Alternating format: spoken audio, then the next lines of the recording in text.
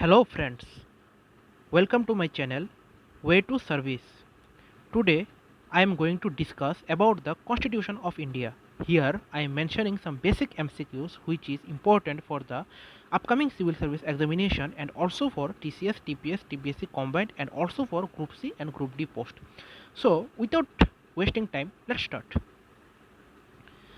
See the first question. The Constituent Assembly was set up under the recommendation of, so please select the correct answer. So what will be the correct answer? The correct answer will be A, that means cabinet mission plan. Here you have to understand one thing, that what is the Constituent Assembly. So the Constituent Assembly is an assembly which is specially organized to frame the Constitution of India. That means that हमारा देश का जो Constitution है उसको frame करने के लिए एक assembly का सेटअप हुआ था in 1946. So इसको हम लोग बोलेंगे क्या? Constituent Assembly. Okay. Now move to the next one. See, the first meeting of the Constituent Assembly was held in New Delhi on, please select the correct answer. So the correct answer is 9th December 1946. Okay. Now move to the next one. See, the Constituent Assembly set up a drafting committee on, please select the correct answer.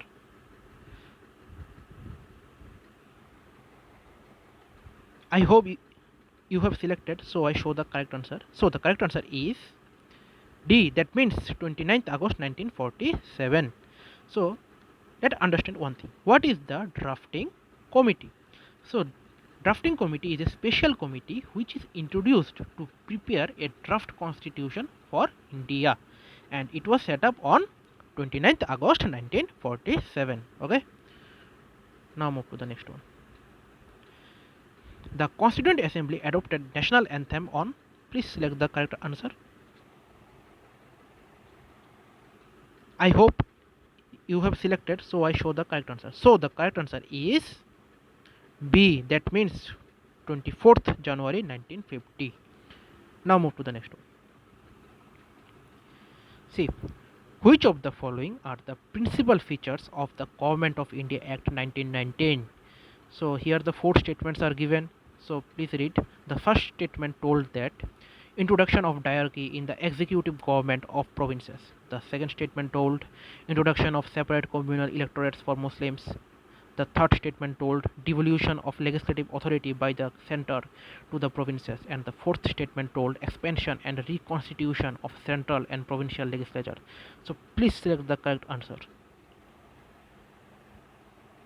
I hope all of you have selected, so I show the answer. So the correct answer is B, that means 1, 3 and 4. So why not 2?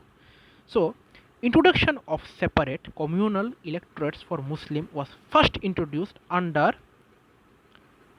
Indian Council Act 1909.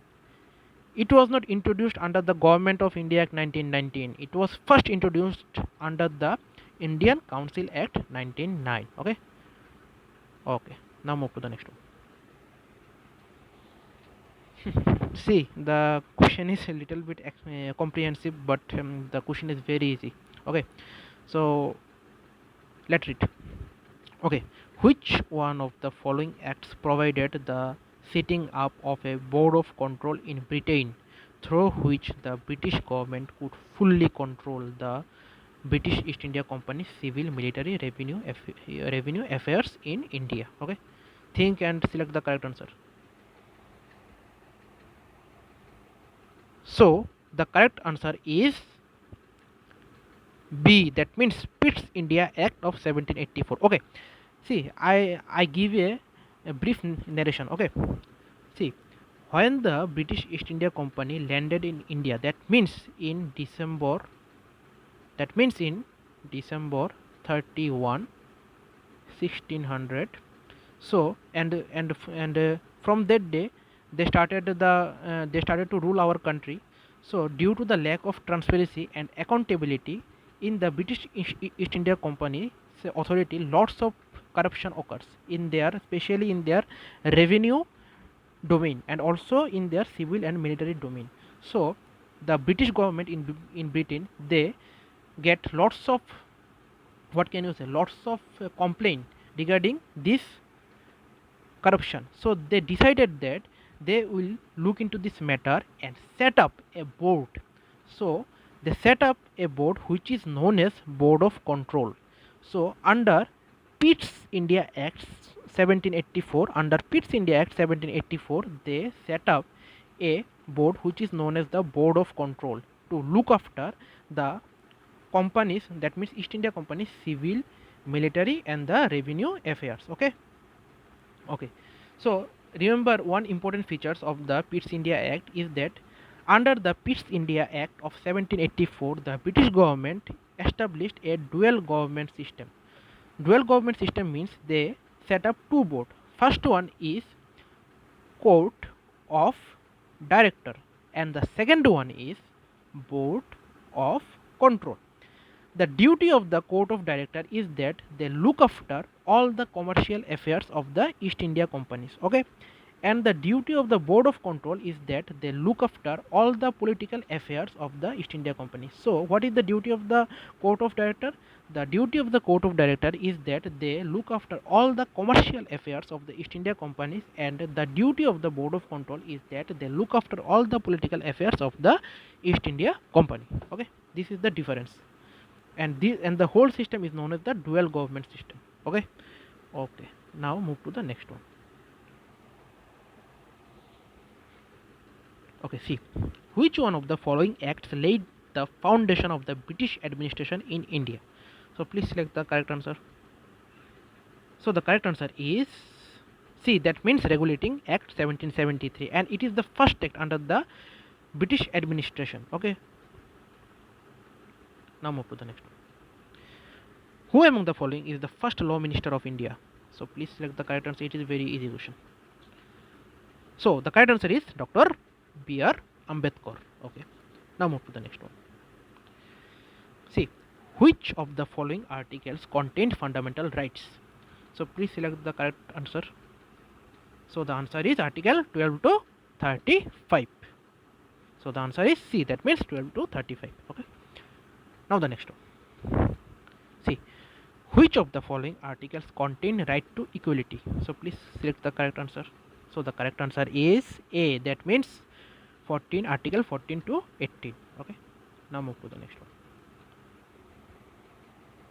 See, which of the following articles contain the right against exploitation? Think and select the correct answer, please. So the correct answer is Article 23 to 24. So see, let's understand one thing. Let's make out one thing, is that what is the right against exploitation? The right against exploitation, which contains in Article 23 to 24, it prohibits of traffic in human beings and forced labor. We all of us know that what is the forced labor. Okay, but what is the traffic in human beings? Traffic in human beings means the selling and buying of man, woman and child, and the slavery. So recently I have read a news that in the rural area of Rajasthan, a man facing the financial crisis due to this catastrophic situation, he sold his child. What a heinous crime he had exercised. Such a heinous crime. So a person who is conducted such type of heinous crime is strictly restricted or prohibited under the Article 23 to 24. If a person is exercising such type of heinous crime, he must be punished by the Immortal Traffic Act 1956 by the Supreme Court or the High Court. Okay, fine. So the answer is Article 23 to 24. Okay, fine. Now move to the next one. Okay.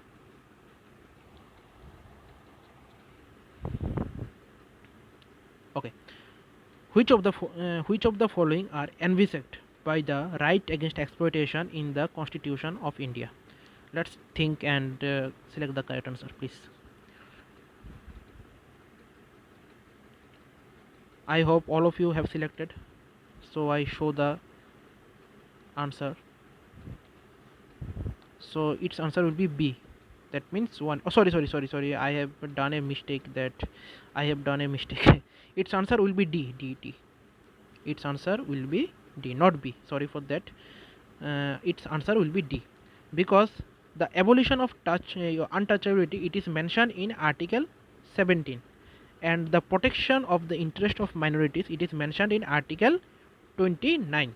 Okay, and under the article of under the right against exploitation in the Constitution of India, that means which is mentioned in the Article 23 and 24. So they envisaged by the prohibition of traffic in human beings and forced labor, and the prohibition of employment of children in factories and mines, and abolition of untouchability, it is mentioned in Article 17, and protection of the interest of minorities, it is mentioned in Article 29.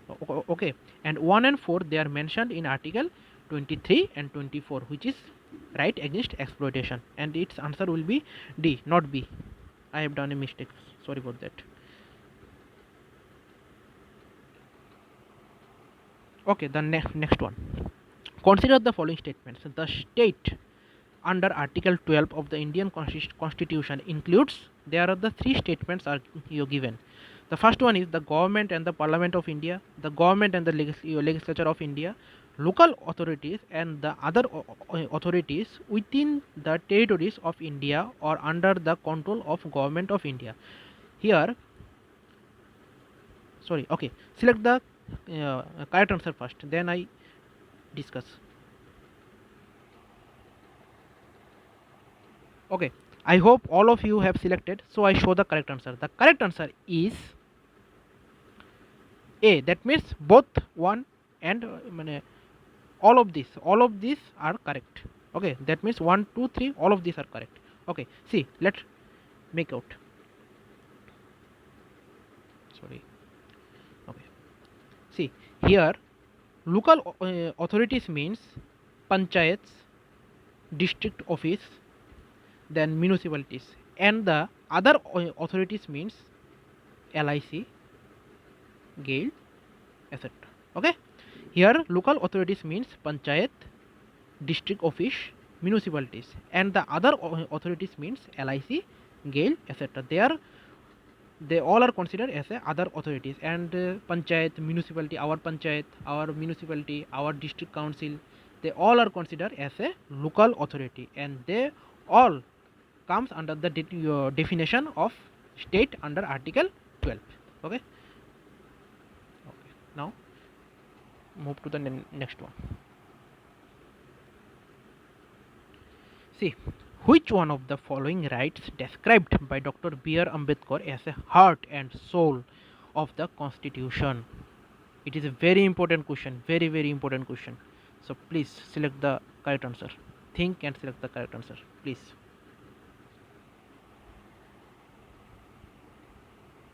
So the correct answer is D. That means right to constitutional remedies. Okay. See, right to equality, it comes under the Article 14 to 18. Okay. Then right against exploitation, which I already discussed, that it comes under Article 23 to 24. Then right to freedom of religion, it comes under Article 25 to 28, and the right to constitutional remedies, it comes under Article 32. Okay, so its answer will be D, that is heart and soul of the Constitution. Okay, now move to the next one. See, which one of the following freedoms is not guaranteed by the Constitution of India? It is very important question. Okay, think and select it. Select the correct one, please.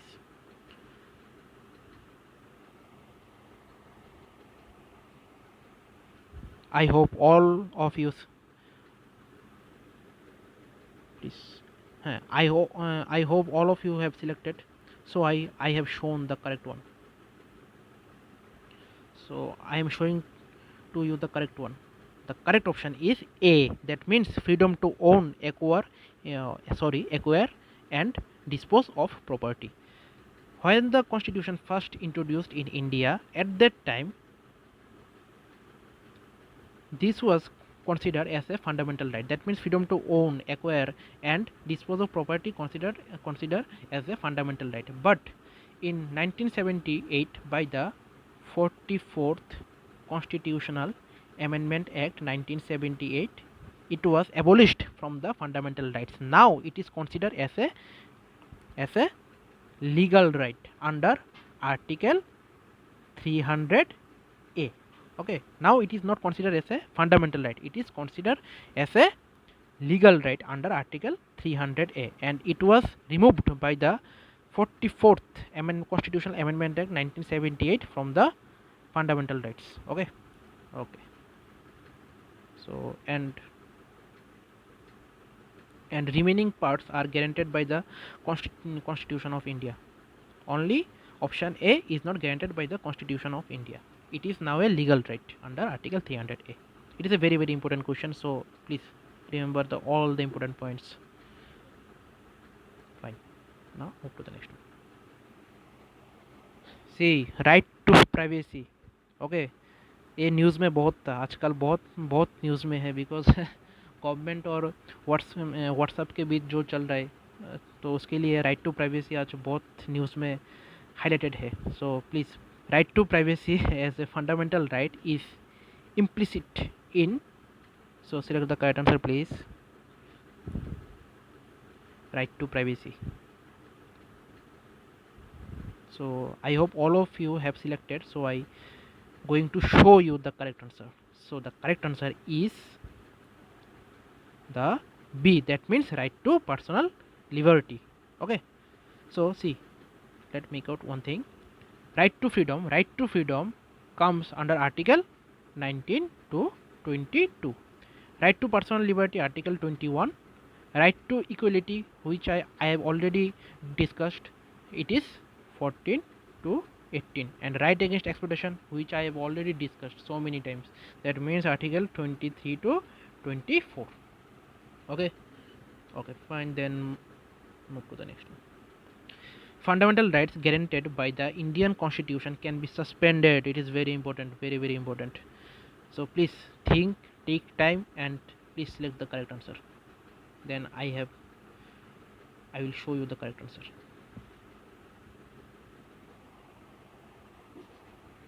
So I hope all of you have done. So the correct answer is proclamation of national emergency. That means जब देश में national emergency implement होगा, उस दौरान fundamental rights को suspend किया जाएगा, except I highlighted except article 20 and 21. Except Article 20 and 21, all the fundamental rights guaranteed in the Constitution can be suspended when a national emergency will be implemented throughout the country. Okay, except Article 20 and 21. Okay, fine. Then move to the next one. See, right to property was converted into a legal right, which I have already told, from the fundamental rights, because it उसका क्या reason था कि right of property को legal right में convert करना पड़ा fundamental right से. So please, so think and select the correct answer, then I will show the correct answer. I hope all of you have selected, so please. Okay, now I am going to show you. The correct answer is C, that means lead to serve conflict between judiciary and the parliament. So this is the correct answer. So again I am going to make out one thing, that right to property is a legal right. Okay, and it was mentioned in Article 300A, and it was abolished from the fundamental rights by the 44th Constitutional Amendment Act 1978. And one thing, remember that at that time the PM was Morarji Desai. Okay, at that time the PM was Morarji Desai.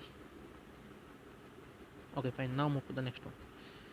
See, during the British rule in India, who was the first Indian to be appointed as a law minister of the Governor General's Council?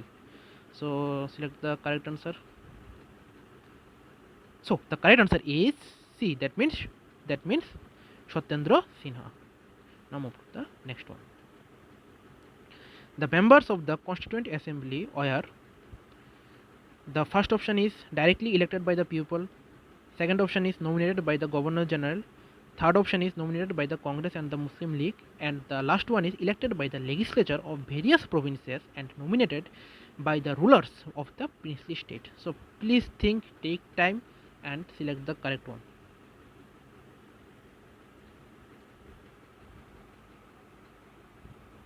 Okay, I hope all of you have done. Now I am going to show you the correct one. The correct answer is D. That means elected by the legislature of various provinces and nominated by the rulers of the princely states. Okay, now move to the next one.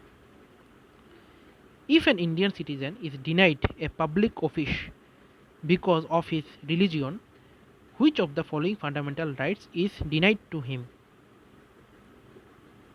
So please select the correct answer, then I will show you the correct one.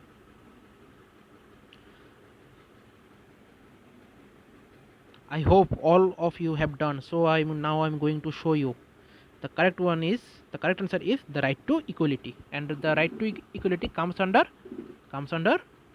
article what? Article 14 to 18. Okay, fine. Then now move to the next one. The Constitution of India, as framed by the Constituent Assembly, was finally adopted and enacted. Please read the question again. The Constitution of India, as framed by the Constituent Assembly, was finally adopted and enacted on. Please think and select the answer. So the answer is C. That means 26 November and 1949.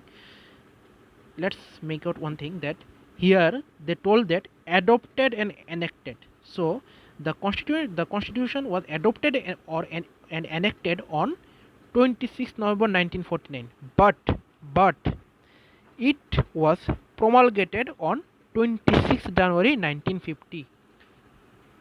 I repeat once again.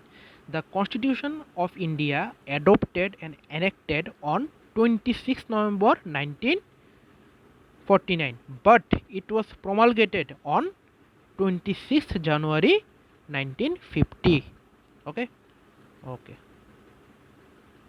Many aspirants, they have done mistake in this part. Okay, so please remember one thing: the Constitution adopted and enacted on 26th November 1949 and promulgated on 26 January 1950. Okay, don't do mistake. Now move to the next one. Okay, the last one. So read and think, take time and please correct it. Which one of the following pairs correctly matched the Indian Council Act 1892, Principle of Election, Indian Council Act 1909, Government?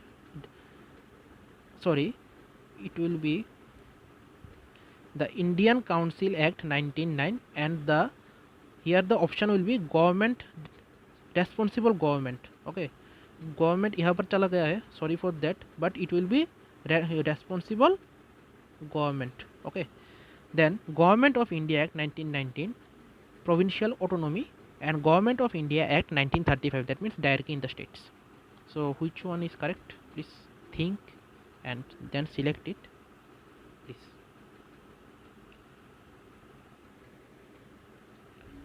Okay, fine. Now I am going to show you the correct one. The correct answer is A.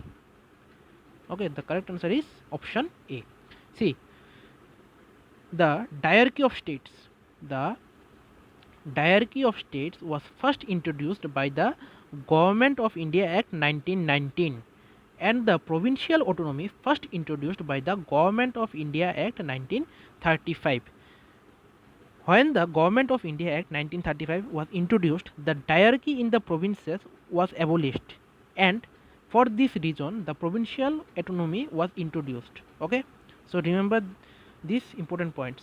Remember these important points. Okay, the diarchy in states was first introduced by Government of India Act 1909, and the provincial autonomy was first introduced by the Government of India Act 1935. And the option is correct because in Indian Council Act 1892 principle of election was introduced, so it is correct.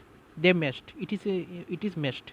Okay, okay, but the diarchy in states was introduced by the Government of India Act 1919, and the provincial autonomy was introduced by the Government of India Act 1935. Because why?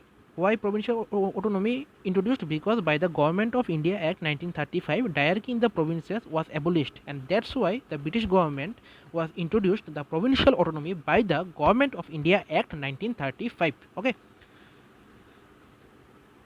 Okay, fine.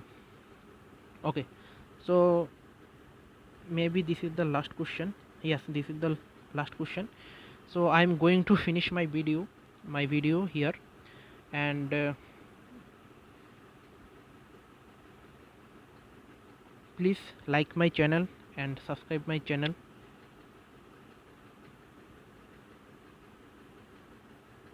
So please like and subscribe my channel, way to service. And I just told you one thing, that keep study hard to serve the nation, and stay at home because the world is suffering from a catastrophic situation. So please stay at home and maintain the social distance, and please like and subscribe my channel, way to service. Okay, so may God bless you all.